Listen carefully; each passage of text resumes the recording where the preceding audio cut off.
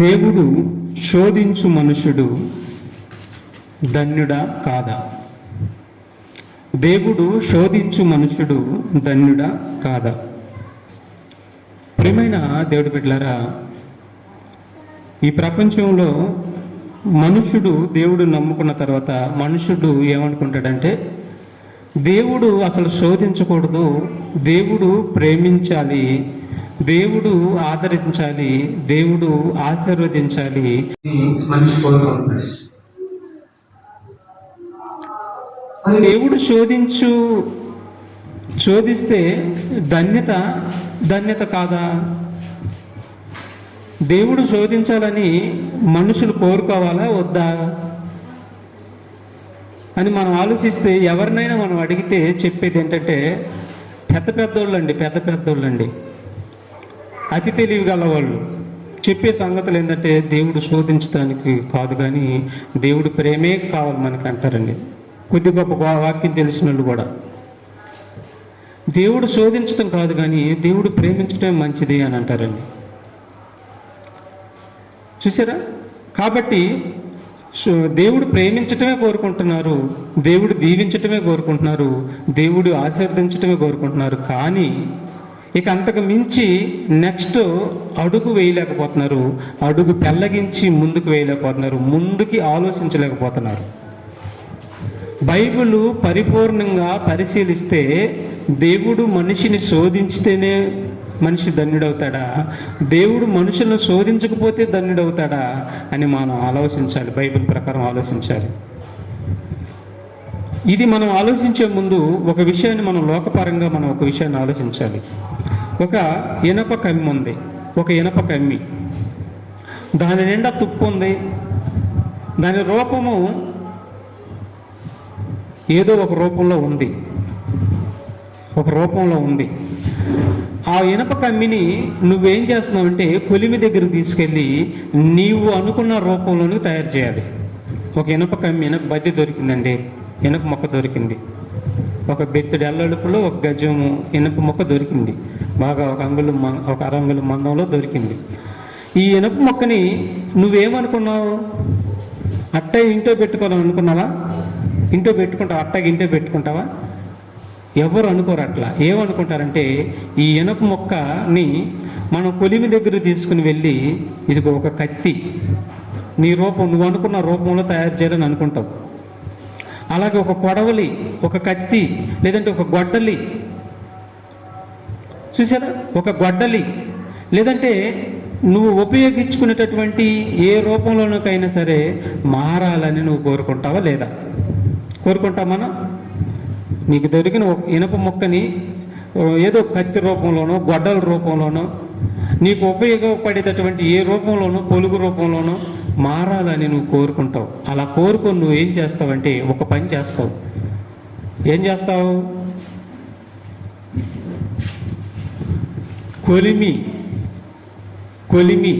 కొలిమి దగ్గరికి తీసుకుని వెళ్తావు. కొలిమి వారికి నువ్వు దాన్ని అప్పగిస్తావు. అంతేనా?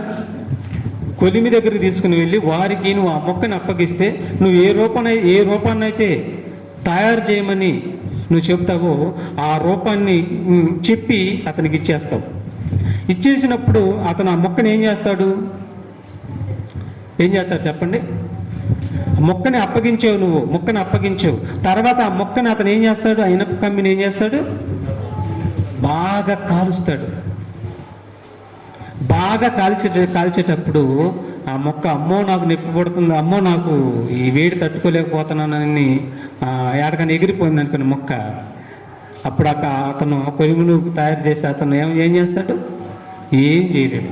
అది ఎగిరిటో వెళ్ళిపోయింది, కనిపిస్తలా. అప్పుడు యజమాని అనుకున్నటువంటి రూపము ఆ మొక్కకు వచ్చిందా? రాదు, ఎగిరిపోయింది, ఏడో పడింది, ఇసుకలో పడిపోయింది, ఇక పనికిరాని మొక్కగా తయారైపోయింది, తుప్పు పట్టిపోయి తినేసింది, ఇసుక తినేసింది, చివరికి ఎందుకు పనికి రాకుండా అయిపోయింది. మనిషి గతి కూడా అలాగే ఉంది. మనిషి అంట తన జీవితాన్ని దేవుడికి సమర్పించుకోవాలంటారు. మనిషి తుప్పు పట్టిపోయి ఉన్నాడు. మనిషి హృదయం నుండా కల్మషము, ద్వేషము, పగ, అసూయ, కలహాలు, తగాదులు, గొడవలు, సాడీలు, అక్కడ మాట ఇక్కడ చెప్తాలు, కొండ్యాలు, అబద్ధాలు, దొంగతనాలు, వ్యభిచారాలు, మోసాలు, ఇవన్నీ హృదయం నిండా బాగా తుప్పుపట్టిపోయి ఉన్నాడు. తుప్పుపట్టిపోయినటువంటి మనిషి దేవుడికి అప్పగించుకోవాలి. జీవితాన్ని దేవుడికి అప్పగిస్తే తుప్పు రాలగొడతాడు. అర్థమైందా? మొత్తం తుప్పు రాలగొట్టి వాక్యంతో, శోధనలతో నిన్ను మంచి రూపంలో తయారు చేస్తాడు. అలా రూపంలోకి నిన్ను తయారు చేయాలంటే, నీలో ఉన్నటువంటి సమస్త కల్మషం అంతా పోవాలి అంటే నువ్వేం చేయాలంటే నీ జీవితాన్ని నీవు దేవుడికి సమర్పించుకోవాలి. ముందు సమర్పించుకున్న తర్వాత ఏమంటాడు? ఆయన దేంతో పోల్చుకున్నాడు? నేను కుమ్మరిని అంటాడు కదా, కుండలు తయారు చేయు కుమ్మరు వంటి వాడిని కదా. కంసాలతో కూడా పోల్చుకుంటాడండి. కుమ్మరు తయారు చేయి కుమ్మరు వంటి వాడిని కదా అంటాడు. అలాగే మన జీవితాన్ని, తుప్పు పట్టిపోయిన జీవితాన్ని దేవుడి రూపంలోనికి మార్చుకోవాలంటే, మన జీవితాన్ని దేవుడికి సమర్పించుకోవాలి. దేవుడికి ఇచ్చినప్పుడు దేవుడు నిన్ను శోధిస్తాడు, దేవుడు నిన్ను పరీక్షిస్తాడు, దేవుడు నిన్ను పరీక్ష పెడతాడు. నీకు అగ్ని వంటి మహాశ్రమలు పెడతాడు నీకు. అలా శ్రమలకు తట్టుకున్న నాడు దేవుడు ఏ రూపమైతే అనుకున్నాడో, నువ్వు ఏ రూపంలో మారాలని అనుకున్నాడో ఆ రూపంలోనికి నువ్వు మారుతావు. అలా కాకుండా దేవుడి దగ్గరికి వచ్చినట్టు వచ్చి ఎగిరిపోయావనుకో, దేవుడికి సమర్పించుకోలేదనుకో, నువ్వు నిద్రపోయినప్పుడే వచ్చేసింది నిద్ర, దేవుడికి నువ్వు సమర్పించుకోలేదనుకో ఏమైపోతావు? ఎగిరిపోతావు. నువ్వు నీకు రూపం రాదు.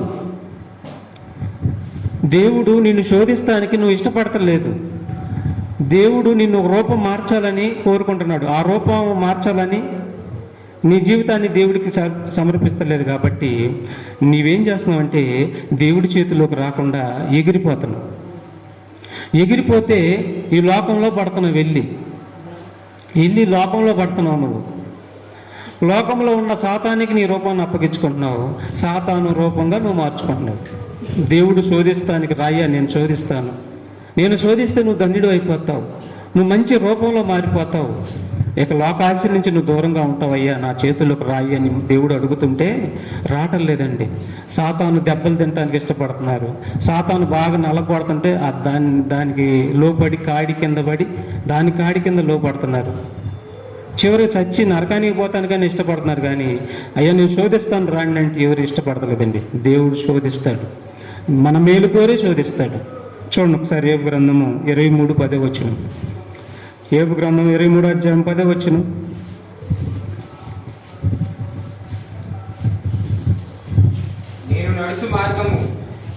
నేను నడుచు మార్గము ఆయనకు తెలియను. ఆయన నన్ను శోధించిన తర్వాత ఏమండి?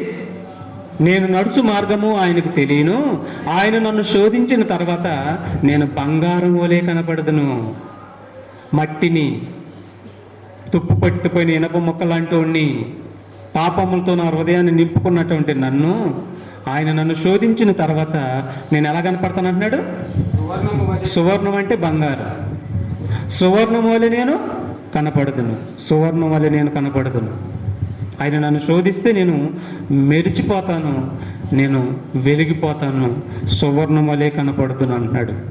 అంటే ఒక భక్తుడు దేవుడు ఆయన్ని శోధిస్తానికి ఇష్టపడుతున్నాడా? ఇష్టపడుతున్నాడు. ఆయన నన్ను శోధిస్తే నేను ఎలా మారుతాను అంటున్నాడు? సువర్ణం వలె మారతాను, సువర్ణం వలె మారతాను అంటున్నాడు. అంటే భక్తుడు ఏమని కోరుకుంటున్నాడంటే ఆయన నన్ను శోధించాలి అని కోరుకుంటున్నాడు. ఆయన నన్ను శోధిస్తే నేను బంగారం వలె మారతాను అని కోరుకుంటున్నారు. మరి మీరు కోరుకుంటున్నారా? శోధించడానికి మిమ్మల్ని మీరు దేవుడికి అప్పగించుకుంటున్నారా? అప్పగించుకోరు. ఎందుకంటే ప్రకృతి సంబంధమైన మనుషుడు ఆత్మ సంబంధమైన విషయాల్ని వారు చనిపోయినంత వరకు అంగీకరించినట్టుగానే ఉంటారు, అంగీకరించరు. ప్రకృతి సంబంధమైన మనుషుడు ఏమి తిందుము, ఏమి తాగుదుము, ఏమి సంపాదించుకుందుము, ఈ 60-70 సంవత్సరాలు ఈ పాటు కోసం పాటుపడతాడు మనిషి. దీనికోసం జీవితాన్ని సమర్పించుకుంటాడు, తగలబెడతాడే కానీ దేవుడికి దాని జీవితాన్ని ఇవ్వటానికి ఇష్టపడటానికి అసలు ఏమాత్రం ప్రయత్నించడు. ప్రయత్నించిన వాడే పరలోకం వెళ్తాడు. చెబుతున్నాను ఈ మాట నిజం. జీవితాన్ని దేవుడికి సమర్పించిన వాడే పరలోకానికి వెళ్తాడు. నటించేవారు ఎవరైనా ఎవరైనా సరే వెళ్ళరు, అంతే బైబిల్ చెబుతుంది. స్త్రీ అయినా పురుషుడైనా పొట్టు వేస్ట్, కాలిపోతారు, వెళ్ళిపోతారని చెప్తున్నాడండి. నిజమండి ఈ మాట. యోబు గారు, దేవుడు నన్ను పరీక్షిస్తే నేను శుద్ధ సువర్ణంగా మారిపోతాను అన్నాడండి. దేవుడు కూడా చూడండి, ద్వితోపదేశకాండం 8:2 దేవుడు కూడా నా ఆజ్ఞలు గైకొందరో లేదో నేను వారిని పరీక్షించి చూతునని ఇశ్రాయేలుతో అంటున్నాడండి. చూడండి ఒకసారి. మరియు నీవు ఆయన ఆజ్ఞలను, చూడండి జాగ్రత్తగా ఉండాలి, మరి నీవు ఆయన ఆజ్ఞలను గైకొందువో లేదో అని నిన్ను శోధించి నీ హృదయములో ఉన్నది తెలుసుకొనుటకు నిన్ను అనుసు నిమిత్తమును అరణ్యములో ఈ 40 సంవత్సరములు నీ దేవుడైన యెహోవా నిన్ను నడిపించిన మార్గము అంతటిని జ్ఞాపకము చేసుకొనుము. ఏమంటాడండి? నీవు ఆయన ఆజ్ఞలను గైకొందువో లేదో, చూడండి, గైకొందువో లేదో అని నిన్ను శోధిస్తాడంట. పిల్లలు అరవద్దు. నువ్వు ఆయన ఆజ్ఞలు గైకొందువో లేదోనని నిన్ను శోధిస్తాడంట. అంటే నువ్వు ఆజ్ఞలు ఏం చేయాలి? గైకొనాలి. గైకొంటావో లేదో అని నిన్ను శోధిస్తాడంట. యోబు గారిని శోధించాడండి. అంటే ఇక్కడ ఏం చేస్తున్నాడు? దేవుడు శోధిస్తున్నాడా లేదా? శోధిస్తానికి ఇష్టపడుతున్నాడా లేదా? ఇష్టపడినప్పుడు నువ్వు సమర్పించుకోవాలా దేవుడికి? నీ జీవితాన్ని దేవుడి దగ్గర తెచ్చుకోవాలా లేదా?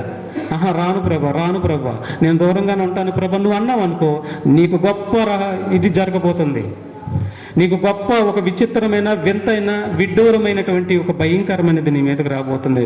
దేవుడికి నువ్వు సమర్పించుకుంటేనే సరే, లేదంటే నువ్వు తుప్పు పట్టిన ఇనప మొక్కలాగా ఉండిపోతావు. దేవుడిలోనే ఉండాను అనుకుంటున్నావు, నేను బంగారం అనుకుంటున్నావు. నువ్వు బంగారం కాదు, తుప్పు లాంటి ఇనప మొక్కవే.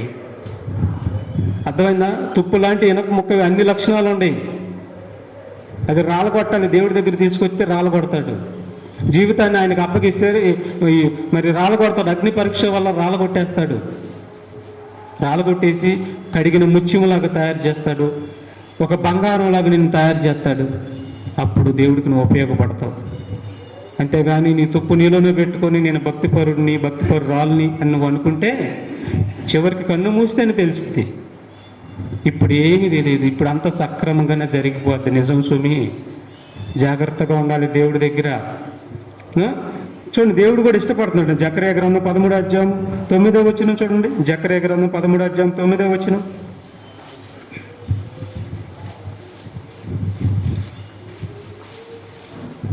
జకర్యా గ్రంథము 13:9. ఈ 3వ భాగమును నేను అగ్నిలో నుండి చూడండి, మరలా చదవాలి. ఆ 3వ భాగమును నేను అగ్నిలో నుండి వెండిని తీసి శుద్ధపరిచినట్లు శుద్ధపరుతును, బంగారమును శోధించినట్లు వారిని శోధింతును. వారు నా నామమును బట్టి మొరపెట్టగా నేను వారి మొరను ఆలకింతును. మీరు నా జనులని నేను చెప్పుదును, యెహోవా మా దేవుడని వారు చెప్పుదురు. చాలు, చూడు ఏమంటున్నాడు? బంగారమును శోధించినట్లు నేను వారిని శోధిస్తాను బంగారాన్ని శోధించినట్లు నేను శోధిస్తాను అంటే ఇక్కడ దేవుడు శోధిస్తానికి ఇష్టపడుతున్నాడా? మరి భక్తుడు ఏమంటున్నాడు? ఆయన నన్ను శోధిస్తే నేను బంగారం వల్ల మారతాను అని అంటున్నాడా? అంటే తండ్రి అయిన దేవుడు ఏమంటున్నాడు? భక్తులు ఏం కోరుకుంటున్నారు? తండ్రి అయిన దేవుడు నేను వారిని శోధిస్తే వారు బంగారం వలె అవుతారు అంటున్నాడా? వారు ధన్యులు అయిపోతారు అంటున్నాడా? అయిపోతారన్న. ఆయనే దేవుడు అని అంటారంట. ఆయన్నే దేవుడిగా పెట్టుకుంటారంట. ఆయన ఆజ్ఞలు, ఆయన చిత్త ప్రకారం నడుస్తారంట. ఎవరైతే దేవుడు శోధిస్తాడో ఆ మనుషులు. చూసారా ఇక్కడ భక్తులు ఏమంటున్నారు? భక్తుల కోరిక ఏంటి? ఆయన నన్ను శోధించినడలా నేను శుద్ధ సువర్ణం వల్లే మారిపోతాను అంటున్నాడు. దేవుడు ఏమంటున్నాడు? నా ఆజ్ఞలు గైకుంటారో లేదో అని నేను వారిని శోధిస్తానని దేవుడు అంటున్నాడు. నేను వారిని శోధించిన తర్వాత వారు బంగారం వలె మారతారని దేవుడు అంటున్నాడు. ఇక్కడ ఏం అర్థమవుతుంది? దేవుడు శోధించు మనుషుడు ధన్యుడు. ఆయన చేతుల్లోకి వచ్చి ఆయన చెక్కే రూపంగా మారితే, ఆయన చెప్పిన మాటలన్నిటికీ విధేయులైపోతే, జీవితాన్ని దేవుడికి సమర్పించుకుంటే వాళ్ళు ధన్యులైపోతారు, వారు పరలోకానికి వెళ్ళిపోతారు. అంతేగాని ఆయన చేతుల్లోకి నీ జీవితాన్ని ఇవ్వకుండా, ఆయన చేతుల్లోనికి నీ జీవితాన్ని సమర్పించుకోకుండా, అంటీ అంటనట్టుగా భక్తి కలిగి ఉన్నట్టుగా, లేని భక్తిగా ఉన్నట్టుగా, భయపడుతున్నట్టుగా లేని భయంగా ఉన్నట్టుగా, ఇవన్నీ వేషధారణ జీవితం దేవుడి దగ్గర పనికిరాదు. బ్రతికితే సంపూర్ణంగా దేవుడికి నీ జీవితాన్ని సమర్పించి ఆయనలో చనిపో, నిన్ను బతికిస్తాడు. నిన్ను పూడ్చిపెట్టిన సమాధిని కూడా బద్దలు కొట్టి బయటకు తీసుకుని వస్తాడు. లేదు కానీ నువ్వు నటించావంటే మాత్రం అధోపాతాలకు తొక్కుతానికి ఆయన మాత్రమే సమర్థుడు. ఆయనకి అసాధ్యమనేది ఏది లేదు. ఆయన బ్రతికించగలడు. ఏం చేస్తాడు? ఆయనకున్న సమర్థత ఏంటి? మృతిని అందించగలడు, ఆయన మరలా బ్రతికించగలడు. అది ఆయన కెపాసిటీ. అంతు చెక్కినటువంటి కెపాసిటీ అయింది. శక్తి సామర్థ్యం కలిగినటువంటి దేవుడు ఆయన దగ్గర వేషధారణ కానీ, కుప్పిగంతులు కానీ, నటించటం కానీ ఇవేమి చూపకూడదు. చిత్తమండి అనాలి. నువ్వు చిత్తమండి, మీరు చెప్పిన ప్రతి మాటను నేను వింటానండి, చిత్తమండి అని మనం అందరం అంటే ఆయన పడే సంతోషం ఇంత అంత కాదండి. మంచి సంతోషం పడతాడు మన గురించి. మనకు కూడా ఎంతో మేలు ఆయన చూస్తావు, ఆయన మేలు నువ్వు చూస్తావు. కాబట్టి మలాకీ గ్రంథం 3:3 కూడా మనం చూడగలిగితే, మలాకీ గ్రంథం 3:3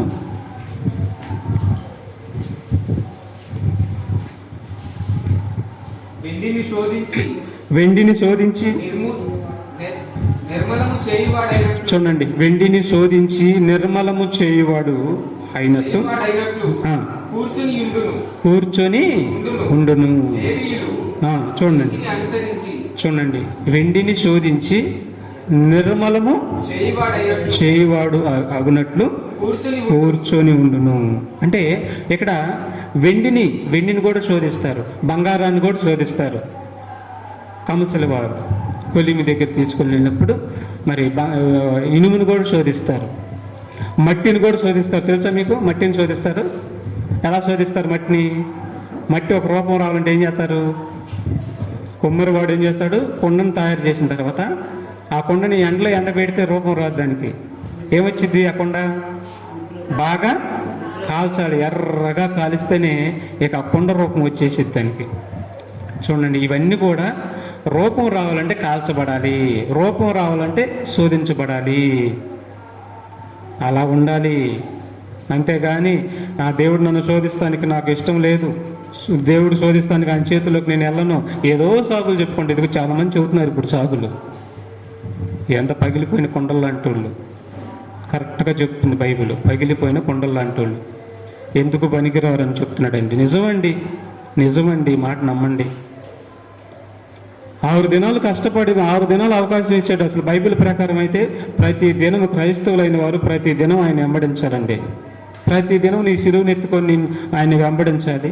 ప్రతి దినం నువ్వు సువార్త ప్రకటించాలి బైబిల్ ప్రకారం అయితే, కొత్త నిబంధన ప్రకారం అయితే. కానీ మరి ఆ అవకాశం కూడా మనం ఇవ్వకుండా మనం ఏం చేస్తున్నాం? 6 దినాలు కష్టపడుతున్నావు కదా, 6 దినాలు కష్టపడి 7వ దినాన దేవుడి సన్నిధికి రావడానికి ఏంటి? ఎందుకు?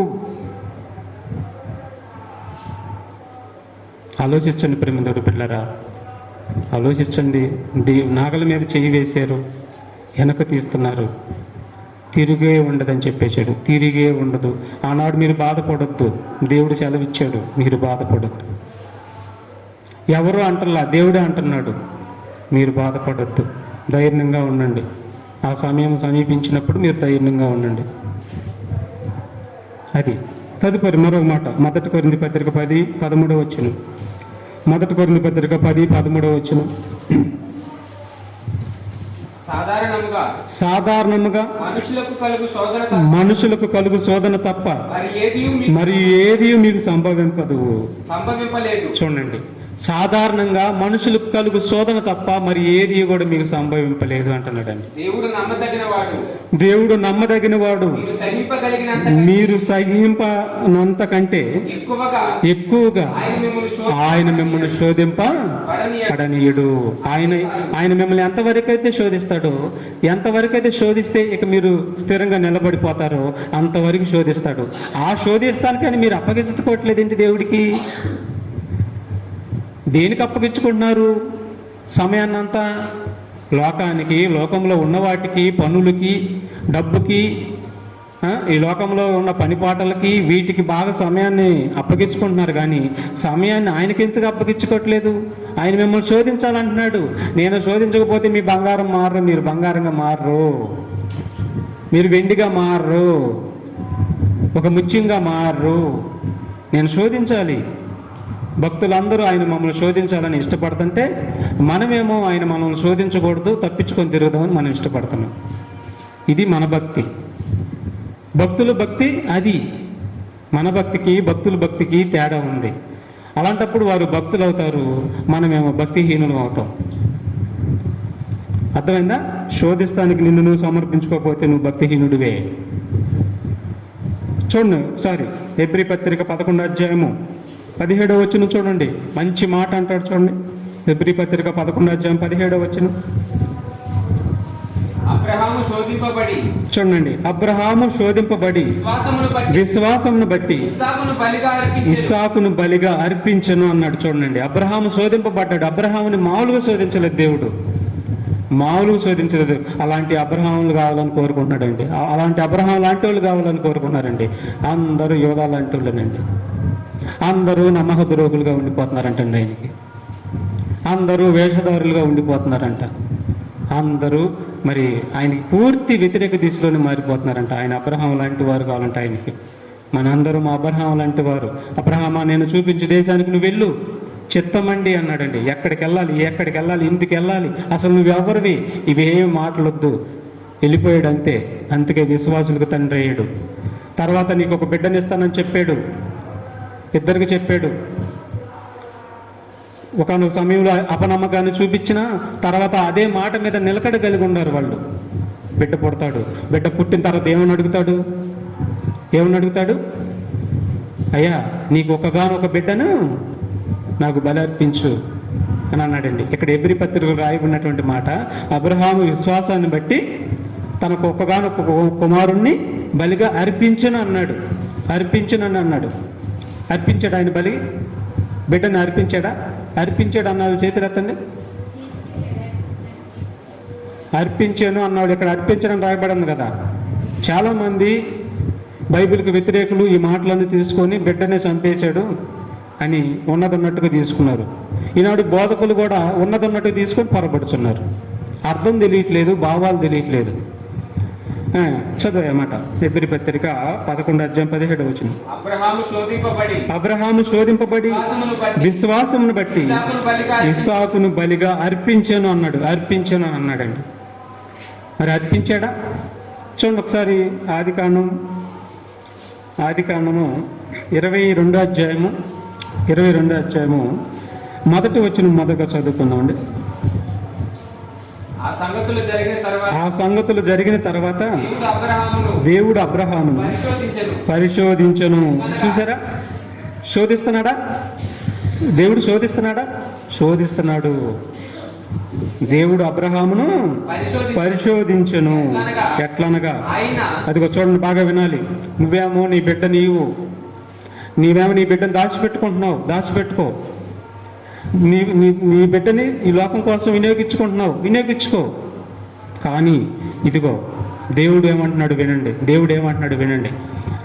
ఆ సంగతులు జరిగిన తర్వాత దేవుడు అబ్రహామును పరిశోధించెను. ఎట్లనగా ఆయన అబ్రహామా అని పిలవగా అతడు చిత్తము ప్రభువా అనెను. అప్పుడు ఆయన నీకు ఒక్కడయ్యున్న నీ కుమారుణ్ణి అనగా నీవు ప్రేమించు.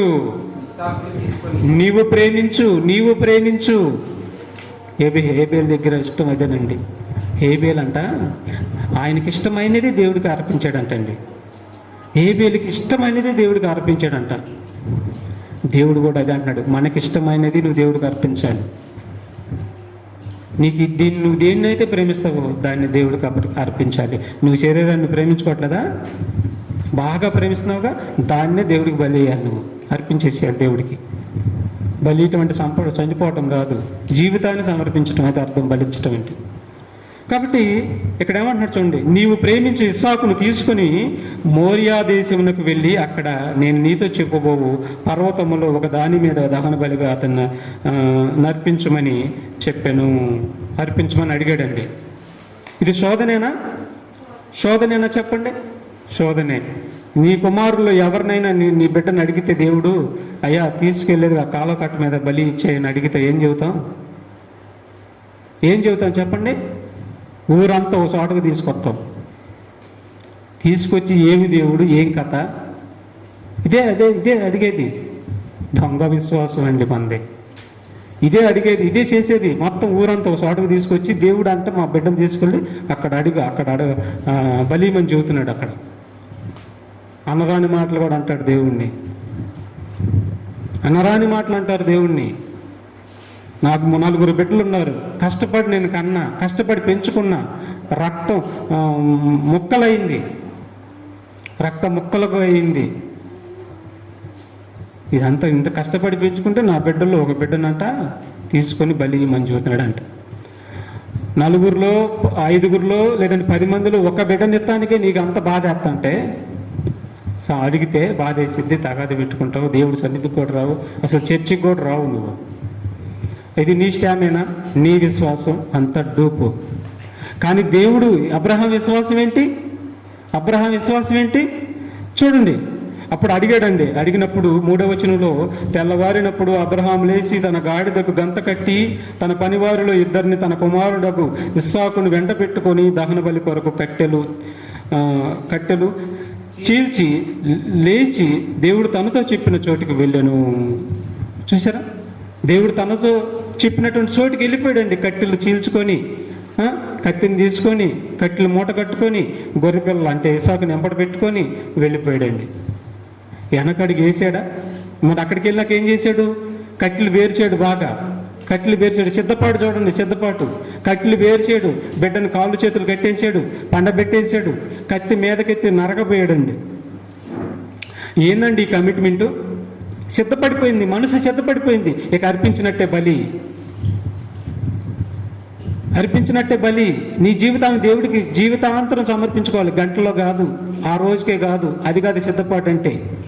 నీ జీవితం నీ బ్రతుకున్నంత వరకు సమర్పించుకుంటావో లేదో అన్న సంగతి దేవుడికి ఎరికే తెలుసు. కాబట్టి మరి ఇతను సిద్ధపడిపోయాడు. అవసరమైతే దేవుడు నా బిడ్డను తీసుకున్నా కానీ మృతుల్లో నుంచి లేపగలగడనే విశ్వాసం గలవాడు అబ్రహాం.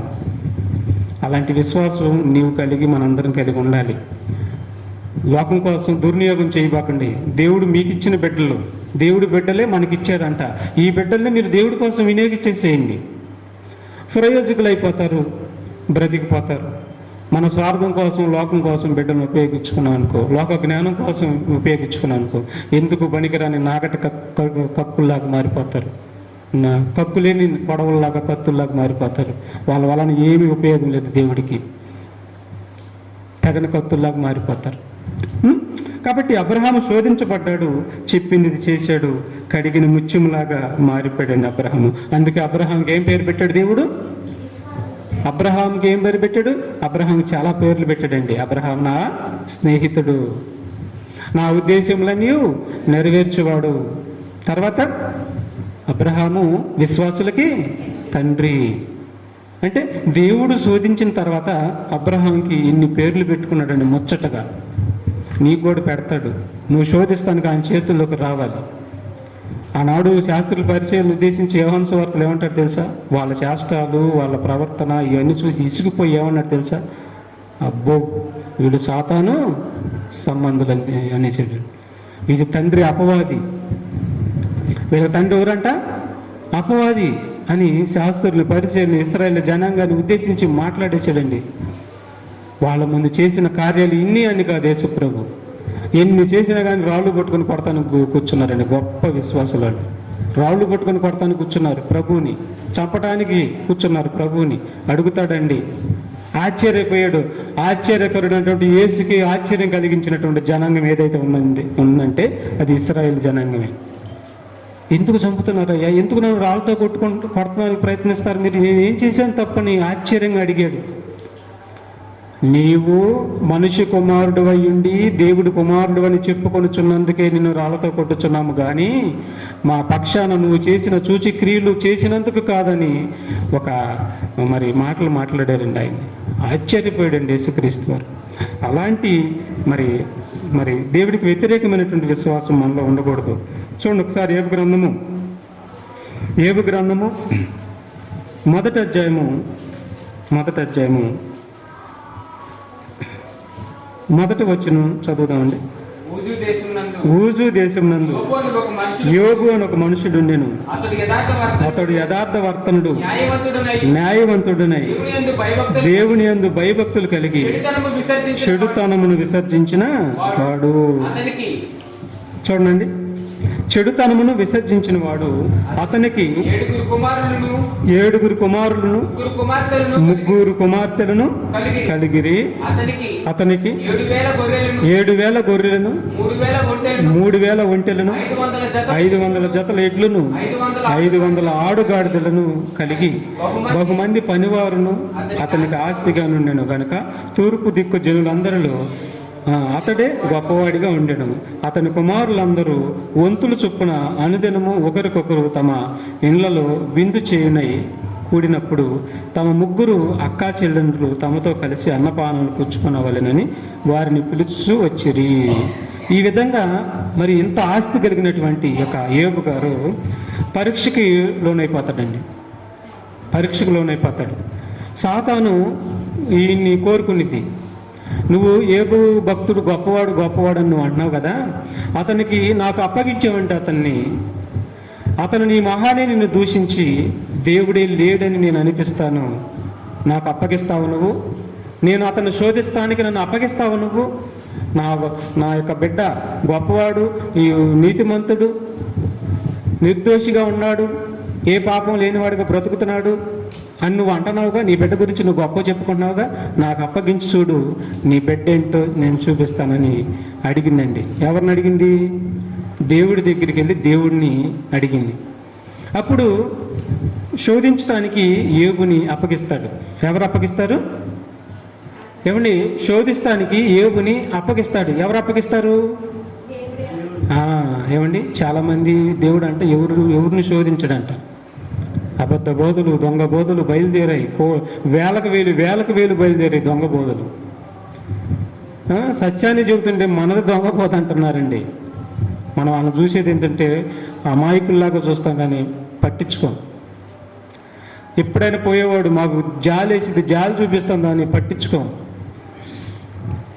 ఎంతటి వాడైనా ఎవడైనా సరే సత్యానికి ఎదురొస్తున్నప్పుడు వారి పక్షాన జాలి చూపించి వెళ్ళిపోవటం కానీ పట్టించుకోం.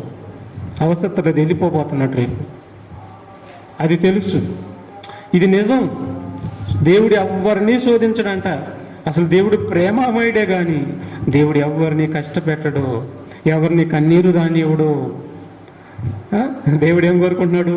నేను ఎవరినైతే శోధిస్తానో ఆ మనుషుడు ధన్యుడని దేవుడు చెప్తుంటే, నా ఆజ్ఞలు గైకుంటారో లేదో నేను వారిని శోధిస్తానని దేవుడు చెప్తుంటే, యోబు గారి దగ్గరికి వచ్చేసరికి సాతాను అడిగిద్ది, నా బిడ్డ నీతిమంతుడని నువ్వు చెప్పుకుంటున్నావు కదా, నాకు అప్పగించు అని అడిగినప్పుడు దేవుడు అప్పగించాడా? శోధించడానికి యోబుని అప్పగించాడా? అప్పగించాడు. మరి దేవుడు శోధించడని అంటున్నాడేంటి? ఇది ఎక్కడ బోధ? ఇదే అవకాశవాదమైన బోధలు ఇవన్నీ, మెత్తటి మాటలు ఇవన్నీ, తీయటి మాటలు ఇవన్నీ, మసిపూసి మారేడికాయ చేసి ఆత్మని నిత్య నాశనానికి పంపించేటటువంటి అబద్ధపు మాటలు ఇవన్నీ కూడా నమ్మొద్దు. దేవుడు శోధిస్తేనే మనిషి బంగారంగా మారిపోతాడు. దేవుడు చేతులకు వచ్చి దేవుడు శోధింపబడితేనే మనిషి బంగారంగా మారిపోతాడు. అలా బంగారంగా మారిన వారే దేవుడికి ఇష్టలు. చూడండి ఈయనకి ఏమైందో, ఏం పరిస్థితి పట్టిందో చూడండి ఒకసారి. 11వ వచనం.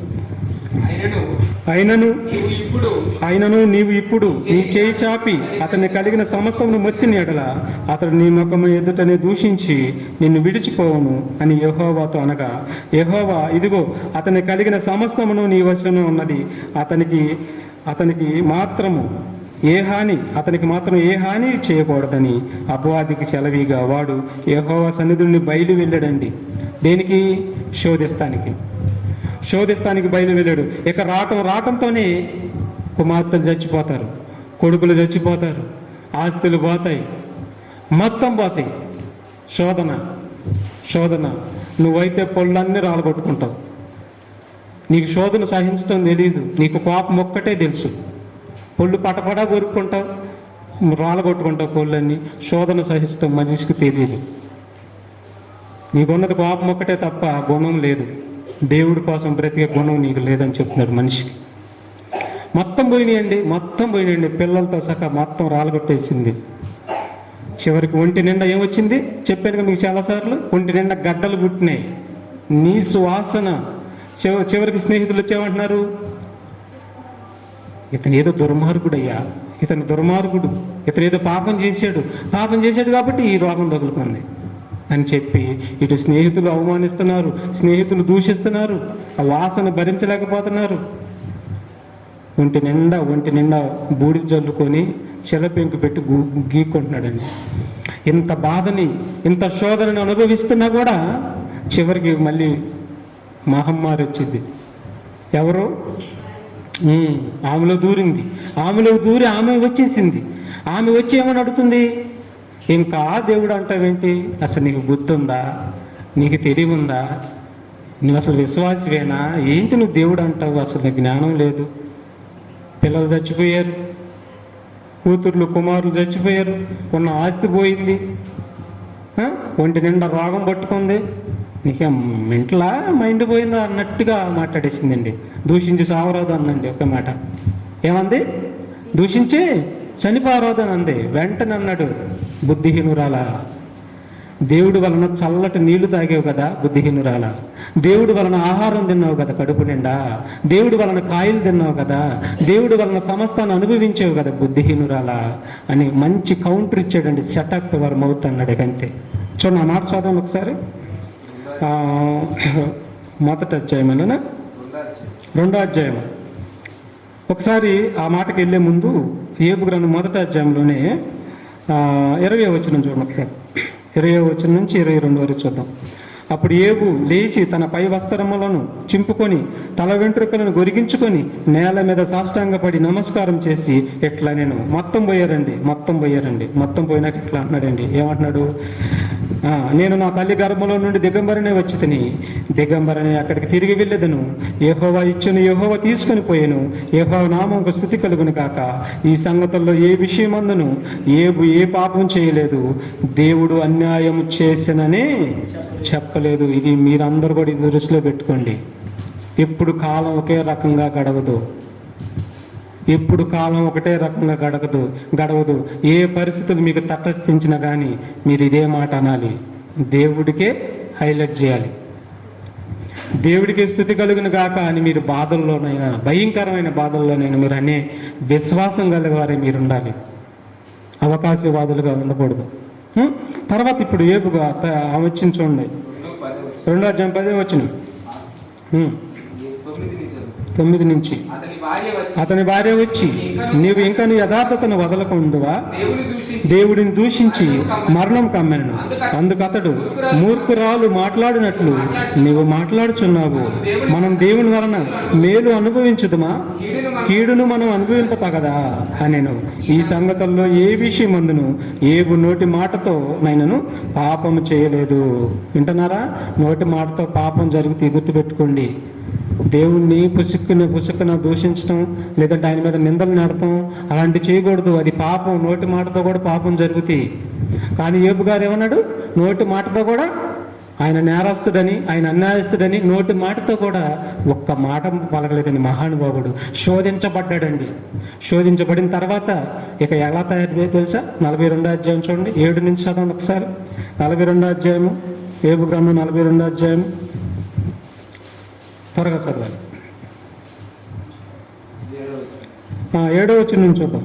యెహోవా యోబుతో యెహోవా యోబుతో ఆ మాటలు పలికిన తర్వాత ఆ మాటలు పలికిన తర్వాత ఆయన తేమానీయుడైన ఎలీఫజుతో తేమానీయుడని ఎలీఫజుతో ఇలాగ సెలవిచ్చెను. ఇలాగ సెలవిచ్చును, నా సేవకుడైన యోబు పలికిన నా సేవకుడైన యోబు పలికినట్లు మీరు నన్ను గూర్చి యుక్తమైనది పలకలేదు గనుక నా కోపము నీ మీదను నీ ఇద్దరి స్నేహితుల మీదను మండుచున్నది.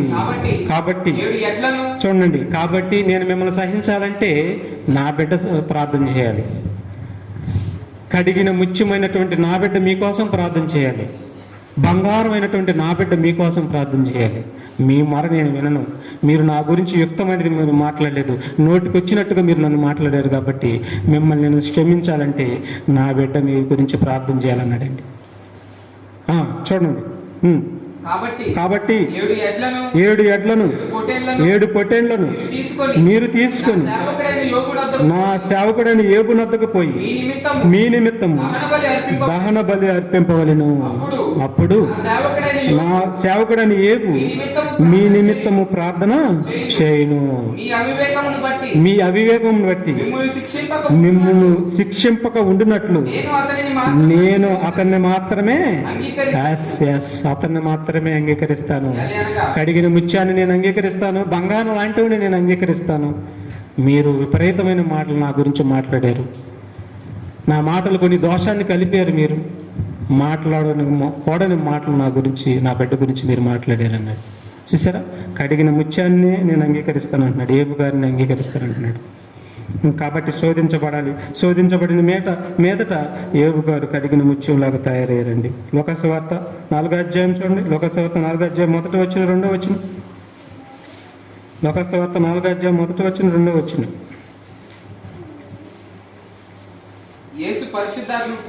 యేసు పరిశుద్ధాత్మ పూర్ణుడై యోర్దాను నది నుండి తిరిగి వచ్చి 40 దినములు ఆత్మచేత అరణ్యంలోకి నడిపింపబడి అపవాది చేత శోధించబడుచుండెను. ఏమండి, యేసు ప్రభుని శోధించటానికి అప్పగించింది ఎవరండి? ఏమ్మా, యేసు ప్రభుని శోధించడానికి అప్పగించింది ఎవరు? ఆత్మచేత, పరిశుద్ధ ఆత్మ చేత అరణ్యంలోనికి తీసుకుని వెళ్ళిపోయిందంట ఆత్మ ఆయన్ని. అరణ్యంలో తీసుకుని వెళ్ళిపోయినాక వదిలిపెట్టేసింది ఆయన్ని. వెంటనే అపవాది వచ్చేసింది ఆయన దగ్గరికి. అపవాది చేత శోధించబడటానికి 40 దినాలు అరణ్యంలో అపవాది చేత శోధించబడటానికి ఎవరు అప్పగించారు ఆయన్ని? దేవుడే అప్పగించాడండి. అలా శోధించబడిన మీదట శిక్షణ పొందుకున్నాడు యేసుక్రీస్తు వారు. అక్కడ ఎన్ని బాధలు వచ్చినా, ఎన్ని కష్టాలు వచ్చినా, మరి అంతే కదా. ఇప్పుడు మిలిటరీ ట్రైనింగ్కి వెళ్ళాలన్నా, మిలిటరీలో జాబ్ రావాలన్నా ముందు ఏం చేయాలి? ట్రైనప్ అవ్వాలి. భయంకరమైన ట్రైనప్, బాగా ట్రైనింగ్ ఉండిద్ది. అక్కడ కష్టంగా ఉండిద్ది, బాగా బాధగానే ఉండిద్ది. దాన్ని జయిస్తేనే తదుపరి నెక్స్ట్ సుఖాన్ని అనుభవిస్తారు. అలాగే ఈ సువార్త ప్రకటించడానికి ముందు, సిలువ యాగానికి ముందు ఎన్నో కష్టాలు, ఎన్నో బాధలు ఆయనకు వస్తాయి. వాటి గురించి ముందుగానే శోధించబడాలని చెప్పి శోధించబడటానికి అప్పగించాడండి. శోధించబడ్డాడు. తదుపరి మొఖమాన ఉమ్ము వేసిన, పిడిగుద్దులు గుద్దిన, దొంగలు అన్నారు ఆయన్ని, వ్యభిచారం పుట్టినవాడు అన్నారు, అనేక మాటలు అన్నారు. ఏమి మాట్లాడలేదండి. గొర్రెను వధించి వాడి దగ్గర గొర్రెపిల్ల ఎట్టకైతే మౌనంగా తల వంచుకుందో, తను చంపేవారి దగ్గర గొర్రెపిల్ల వల్ల తల వంచుకున్నాడండి మహానుభావుడు ఆయన. కడిగిన ముత్యములాగా తయారైపోయాడు తండ్రి చేతిలో యేసుక్రీస్తు వారు. అలాగే మనల్ని కూడా అప్పగించుకోమంటున్నాడండి. దేవుడికి నువ్వు అప్పగించుకుంటే ముత్యంలాగా తయారైపోతావు. నీ చిత్తాన్ని దేవుడి దగ్గర చెప్పొద్దు అంటున్నాడండి. హెబ్రీ పత్రిక 2:18 వచనం చూడండి, త్వరగా చదవండి. హెబ్రీ పత్రిక 2వ అధ్యాయం 18 వచనం.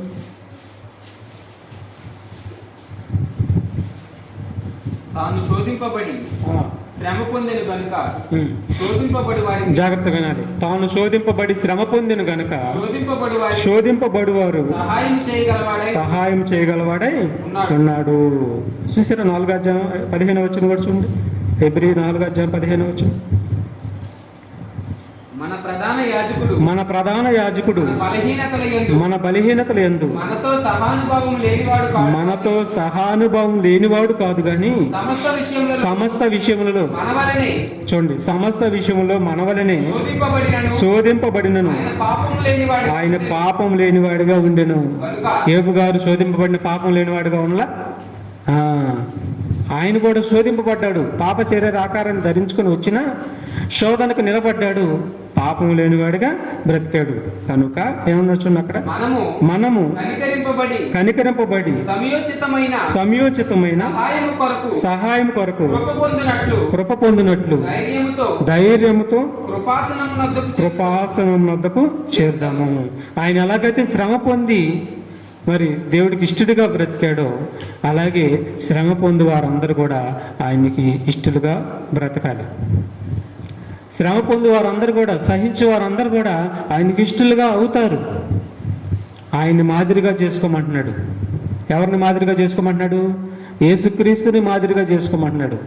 యోబు గారిని మాదిరిగా చేసుకోమంటున్నాడు శ్రమ అనుభవమునకు. ప్రవక్తలని మాదిరిగా చేసుకోమంటున్నాడు శ్రమ అనుభవానికి. కాబట్టి అలాగా ఎవరైతే దేవుడికి శోధిస్తానికి తను తాను అప్పగించుకుంటారో వారే బంగారంగా తయారైపోతారు. దేవుడు అనుకున్న రూపంలోకి మారిపోతారు, ముత్యాల్లాగా మారిపోతారు. 2 కొరింథీ పత్రిక 13:5 వచ్చింది చూడండి.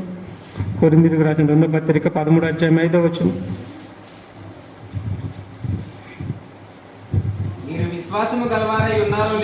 చూడండి, జాగ్రత్త వినాలి. మీరు విశ్వాసం గలవారై ఉన్నారో లేదో మిమ్మల్ని మీరే శోధించుకొని చూచుకొనిడి. ఏమండి, ఇప్పుడు మీరు విశ్వాసులేనా? మీరు విశ్వాసులేనా? విశ్వాసం గలవారై ఉన్నారో లేదో మిమ్మల్ని మీరే శోధించి చూసుకోండి. మీ హృదయాన్ని చూసుకోండి, మిమ్మల్ని మీరు ఆలోచించుకోండి. మీరు విశ్వాసులైనా డమ్మీసా అని పరిశోధించుకోమంటున్నాడు. యోబు గారు చూడండి, అబ్రహాం గారు చూడండి, యేసుక్రీస్తు వారు చూడండి, విశ్వాసులు వాళ్ళు. దేవుడికి అప్పగించుకున్నారు, దేవుడు పరిశోధిస్తానికి ఇష్టపడ్డారు. ప్రార్థనకు రారు, ఎక్కడన్నా ప్రార్థన పెడితే రారు. చూడండి, విశ్వాసుల లక్షణం కాదు కదండి ఇది. విశ్వాసుల లక్షణం కాదు కదండి. దేవుడి పని అంటే ముందుకు సాగాలండి, దేవుడి పని అంటే ముందుకు వెళ్ళాలండి. దేవుడి పనే మనం ఏమైనా అప్పగించామనుకోండి చక్కగా మర్చిపోతారు, అసలు ఆ పనే చేయరు, మర్చిపోతారు. మళ్ళీ మనం జ్ఞాపకం చేసినాక అయ్యో మర్చిపోయాను అనుకుంటారు. దేవుడు కూడా నిన్ను కూడా మర్చిపోతాడు. ఆలోచించండి, నిన్ను నీవే పరీక్షించి చూసుకోండి. నేను యోబు వంటి విశ్వాసంగా ఉన్నానా? దేవుడికి యోబులాగా నన్ను పరిశోధిస్తానికి నేను అప్పగించుకున్నానా? లేదంటే నా ఇష్టం వచ్చినప్పుడు నేను వచ్చి తిరిగి నా ఇష్ట ప్రకారం నేను వెళ్ళిపోతున్నానా ఇంటికి? నిన్ను నీవే పరీక్షించి చూసుకో. నీ విశ్వాసం సరైనదో కాదు నిన్ను నీవే పరీక్షించి చూసుకో. హెబ్రీ పత్రిక 11:37 వచనం చూడండి. హెబ్రీ పత్రిక 11:37 వచనంలో చూడండి. చూడండి, విశ్వాసులైతే ఈ క్వాలిఫికేషన్స్ ఉంటాయి. దేవుడు చెప్పిందల్లా చేస్తారు, దేవుడికి లోపడతారు, దేవుడికి జీవితాన్ని సమర్పించుకుంటారు, దేవుడి చేత శోధింపబడతారు. ఎన్ని బాధలు వచ్చినా, ఎన్ని కష్టాలు వచ్చినా, చివరికి సావు ఎదురైనా కానీ ఎదురు నిలబడి ప్రాణాన్ని కూడా అర్పిస్తారు. ఇది విశ్వాసుల లక్షణం. అందుకన్నాడు, మీరు విశ్వాసులు కాదు, మిమ్మల్ని మీరే పరీక్షించి చూసుకోండి. మీరు కానీ విశ్వాసులు కాకపోతే మాత్రం పరలోకానికి వెళ్ళరు. సందేహమే లేదు, అనుమానమే లేదు, మీరు పరలోకానికి వెళ్ళరు అని చెప్పేస్తున్నాడు. విశ్వాసుల జాబితా చూడండి. ఇక్కడ రాళ్లతో కొట్టబడి, రాంపములతో కోయబడి, శోధింపబడి, ఖడ్గంతో చంపబడి, గొర్రె చర్మములను, మేక చర్మములను వేసుకొని దరిద్రులై ఉండి శ్రమపడి హింస పొందుచు అడవులలోను, కొండల మీదను, గృహలలోను, స్వరంగములలోను తిరుగులాడుచు సంచరించిరి. అట్టి వారికి ఈ లోకము యోగ్యమైనది కాదు. చూడండి, ఈ లోకం అట్టి వారికి యోగ్యమైనది కాదు. అట్టి విశ్వాసులకి ఈ లోకం యోగ్యమైనది కాదు. ఈ లోకాన్ని ఫుట్బాల్ తన్నారు. ఈ లోక ఆశని తన్నారు. వాళ్ళు ప్రాణం పెట్టారండి. వాళ్ళు ఈ లోక ఆశల మీద పడి మనం పీడించుకుంటున్నామండి. ఈ లోక ఆశ ఆశ ఆశ. వాళ్ళేమో తన్నారు, అది పెంట అంటున్నారు. మనమేమో అది నెత్తిని తెచ్చుకొచ్చి పెట్టుకుంటున్నాం. ఆ పెంట కోసం దేవుడిని పక్కన పెట్టేసుకున్నాం. ఏ విశ్వాసులు చూడండి. వీరందరూ తమ విశ్వాసము ద్వారా తమ విశ్వాసం బట్టి సాక్ష్యం పొంది ఉన్నను మనము లేకుండా సంపూర్ణులు కాకుండా నిమిత్తము దేవుడు మన కొరకు మరి శ్రేష్టమైన దానిని ముందుగా సిద్ధపరచను గనుక మీరు వాగ్దాన ఫలమును అనుభవించలేదండి. ఏడున్నారు? పరదేశంలో ఉన్నారు. రేపు మనం కూడా దేవుడి కోసం బ్రతికితేనే మనందరం వెళ్తాం అనుకుంటున్నారేమో మీరు. సత్యంలో ఉన్న సత్య ప్రకారం నడవాలి. అర్థమైందా? మన సత్యం అని మనం చెప్పుకున్న కుదరదు. సత్యానికి విలువెత్తున్నావా? సత్యం అంటే ఏంటి? నీ వాక్యమే సత్యం. వాక్యమే సత్యం. సత్యమైన వాక్యానికి విలువెత్తున్నావా? సత్యమైన వాక్యాన్ని గౌరవిస్తున్నావా? వాక్యానికి లోపడుతున్నావా? ఆజ్ఞలు గైకొంటున్నావా? మనం అలా గైకొన్నప్పుడు సత్యానికి నువ్వెక్కడ విధేయులు అయిపోయావు? సత్యంలో ఉన్నానని చెప్పుకున్నా కానీ సత్య ప్రకారం నువ్వు నడవట్లేదు కాబట్టి ఫెయిల్ అయిపోతావు. చివరికి ఇంకో మాట కూడా చూడండి. ఎప్పుడు మొదటి పేతురు పత్రిక 4:12-14 వచ్చిన కూడా త్వరగా చదవాలి. మొదటి పేతురు పత్రిక 4:12-14 వచ్చిన. ప్రియులారా, మిమ్మల్ని శోధించుటకు మీకు కలుగుచున్న బాగా వినాలి. క్రైస్తవుడికి, విశ్వాసులు అయిన వారికి, దేవుడికి తమ జీవితాన్ని సమర్పించుకున్న వారందరూ కూడా అగ్ని వంటి మహాశ్రమలు వస్తేని బైబిల్ సాక్ష్యం ఇస్తుంది. దేవుడు నమ్ముకుంటే ఏ శ్రమ లేదని లోకము సాక్ష్యం ఇస్తుంది. ఏ సాక్ష్యం గొప్పది? దేవుడి సాక్ష్యం గొప్పది. మనుషుల సాక్ష్యంలో నిత్య జీవం లేదు, దేవుడి సాక్ష్యంలో నిత్య జీవం ఉంది. ఏమంటున్నాడు చూడండి ఇక్కడ. ఏమండి, ఒక విషయాన్ని కూడా గమనించండి. దేవుడు శోధించడానికి ఏబు గారు మరి అప్పగించుకున్నాడు కదా. అప్పగించుకున్నప్పుడు ఒంటి నిండా గెట్లు వచ్చాయి కదా. గెట్లు వచ్చినప్పుడు మరి ఆ బాధను భరించినప్పుడు దేవుడి కోసం నిలబడినప్పుడు చివరికి శరీరం ఎట్లయింది? చివరికి శరీరం ఎలా అయింది? రాగం అంతా పోయిందండి. చిన్న పిల్లల శరీరం వచ్చినట్టు మృదువుగా వచ్చిందండి ఏబు గారి శరీరం. దేవుడు అలాగ చేయగలడు. దేవుడు మాట వింటే ఆయన నీ మాట వింటాడు. మనకి ఎట్టి బాధలుండా, ఎట్టి రోగాలుండా ఆయన సహాయం చేస్తాడు, అనుమానమే లేదు. సహాయం చేసే దేవుడు. కాబట్టి ఇక్కడ ఏమన్నాడు చూడండి. మొదటి పేతురు, మిమ్మల్ని శోధించుటకు మీకు కలుగుచున్న అగ్ని వంటి మహాశ్రమలను గురించి మీకేదో ఒక వింత సంభవించునని ఆశ్చర్యపడకుడి. క్రీస్తు మహిమ బయలుపరచబడినప్పుడు మీరు మహా ఆనందముతో సంతోషించు నిమిత్తము క్రీస్తు శ్రమలలో. చూడండి, ఈ శ్రమల గురించి మీరు బాధపడుతున్నారా? ఈ శ్రమల గురించి మీరు దిగులు పడుతున్నారా? ఇటు తర్వాత ఏమొస్తుందో చూసావా? మహా ఆనందం నిత్యజీవం మీకు రాబోతుంది. అందుకని కొంచెం కాలం ఉండి ఈ సులకన శ్రమ గురించి మీరు బాధపడద్దు. మీ జీవితాన్ని దేవుడికి సమర్పించుకోండి. క్రీస్తు శ్రమలలో మీరు పాలివారై ఉన్నంతగా సంతోషించుడి. క్రీస్తు నామము నిమిత్తము మీరు నిందపాలైన ఎడల మహిమా స్వరూపైన ఆత్మ అనగా దేవుని ఆత్మ మీ మీద నిలుచుచున్నాడు గనక మీరు ధన్యులు. చూసారా? మీరు ధన్యులు. శోధింపబడుతున్న మీరు, దేవుని ఆత్మ మీ మీద నివసిస్తున్నాడు, మీరెంతో ధన్యులు. కాబట్టి మీరు శోధింపబడటానికి ఇష్టపడుతున్నారా? లేదంటే తప్పించుకొని తిరగటానికి ఇష్టపడుతున్నారా? ఒక్కసారి మిమ్మల్ని మీరే పరీక్షించుకోండి. మీరు విశ్వాసులేనా? విశ్వాసులకు తగిన క్రియలు చేస్తున్నారా? మిమ్మల్ని మీరే చూసుకుంటే తప్పించుకుంటారు, లేదంటే మాత్రం వెళ్ళిపోతారు నిత్య నరకానికి. చివరికి ఇంకొక మాట చూద్దామండి. చివరిగా యాకోబు పత్రిక 4:14 వచ్చింది చూడండి. యాకోబు పత్రిక 4 మొదటి అధ్యాయము 14 వచ్చింది. ప్రతివాడును తన స్వకీయ చూడండి, ప్రతివాడును తన స్వకీయమైన దురాశ చేత ఏడవబడి మరులు కొల్పబడిన వాడై శోధింపబడును. ఏమంటున్నాడండి? ప్రతివాడును తమ స్వకీయమైన దురాశ చేత ఏడవబడి మరులు కొల్పబడిన వాడై శోధించబడుతున్నాడు అంటండి. యేసుక్రీస్తు అన్న మాట మీరు గమనించాలి. అనేకులు నా రాజ్యంలో ప్రవేశించజూతురు కానీ వారి వల్ల కాదు అని ఫస్ట్ ఆఫ్ ఆల్ చెప్పాడు. తదుపరి నేను భూమి మీదకి రెండో రాకల్లో వచ్చినప్పటికీ భూమి మీద విశ్వాసాన్ని కనుగొందనా అన్నాడు. అస్సలు కనుగొనని చెప్పేసాడు. చాలా తక్కువ, ఎలలో లెక్కయచ్చు అన్నాడు. ఇక్కడ మనం చూడగలిగితే ప్రతి వారంట దేవుడి చేత శోధించబడటానికి ఇష్టపడకుండా, దేవుడి చేతిలోనికి రాకుండా వారి దురాశల వలన ఏడవబడుతున్నారంటండి. దురాశ వలన ఏడవబడి ఆ దురాశల వలన శోధించబడుతున్నారు. అర్థమవుతుంది మీకు? ధనాపేక్ష చేత ఏడవబడుతున్నారు. ధనాపేక్ష వాళ్ళు వచ్చి కీడును అనుభవిస్తున్నారు.